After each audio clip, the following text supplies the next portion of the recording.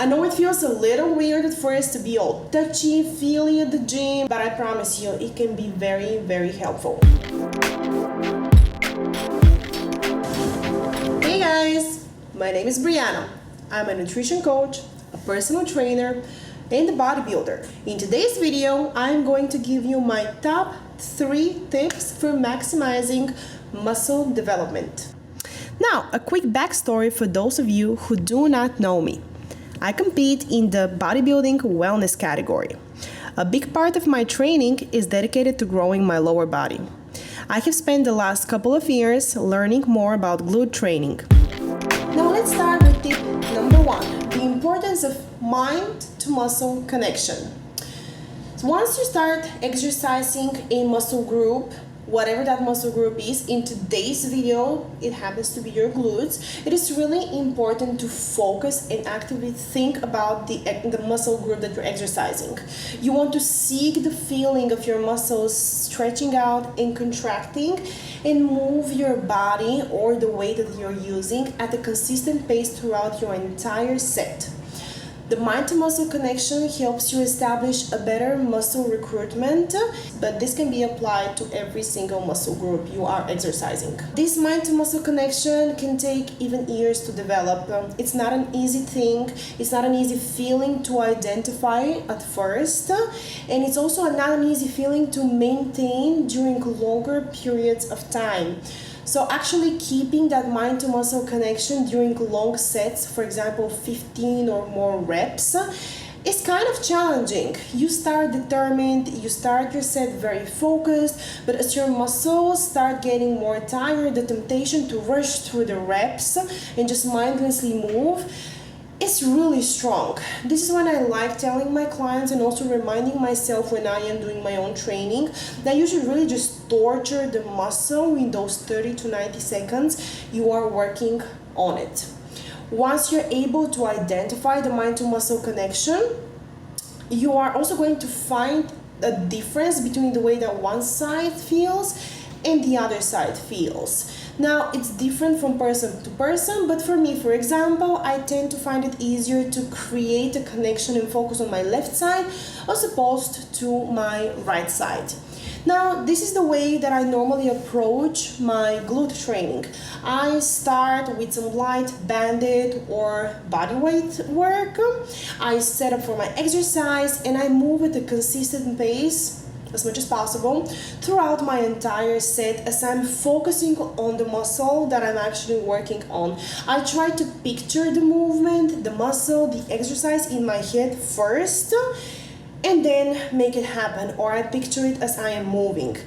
Quite often, you're going to find me keeping one hand on the muscle that I'm actually working on or the side that I'm working on and hopefully trying to feel that muscle contract and move throughout the set. Now, I highly recommend trying that. I know it feels a little weird at first to be all touchy, feely at the gym and like keeping a hand here and there, but I promise you it can be very, very helpful. Tip number 2. Exercise selection.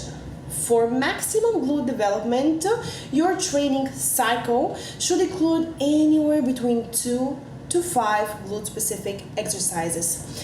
Movements such as sumo deadlift, hip thrusts, glute bridges, lunge variations, machine and/or cable abductions, adductions, as well as cable kickbacks. All of these are great examples of exercises that target the area. Now, each training session you should include about 3 different exercises that target your glutes. Listen, if you're trying to grow them, you gotta work them in all the right ways. Now, my personal favorites when it comes to building your glutes are lunges, hip thrusts, and cable kickbacks. I found that these 3 exercises and all of their variations, endless variations, have helped me shape my glutes much better than compound movements such as squats or conventional deadlifts.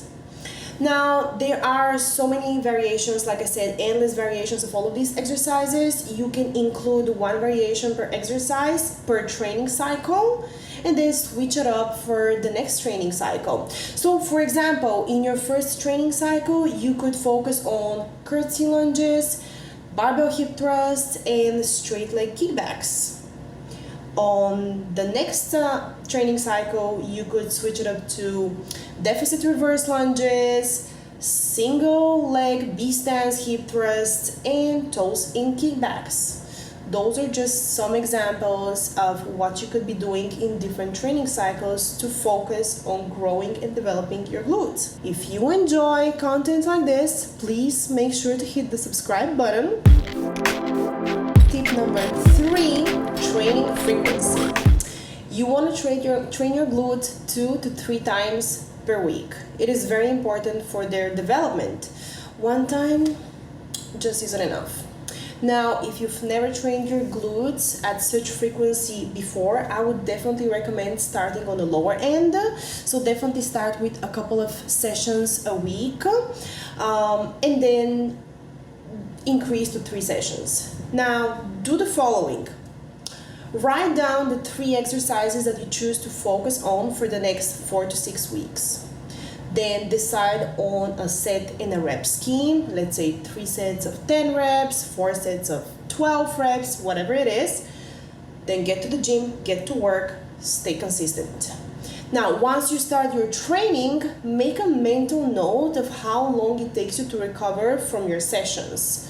So, a good example of a twice a week training for your glutes will be, let's say, a Monday and a Thursday session dedicated to your glutes. And once you notice that maybe it's taking you less time to recover from your glute training sessions, then you can decide that for your next training cycle, you're going to increase to 3 times a week. Keep up the twice per week sessions for 4 to 6 weeks. Follow the program that you put down, follow the selected exercises, and then decide on different variations you're going to perform for the next training cycle, in which you're going to increase to 3 times per week. And a good example of days to focus on your glutes for 3 times per week training would be Monday, Wednesday, and Saturday. Keep it up for another training cycle, switch up the exercises again, implement that mind to muscle connection. In 3 to 6 months, you'll see plenty of growth as long as you're eating enough to build muscle though. And speaking of eating enough to be building muscle, you might want to stick around for the next video.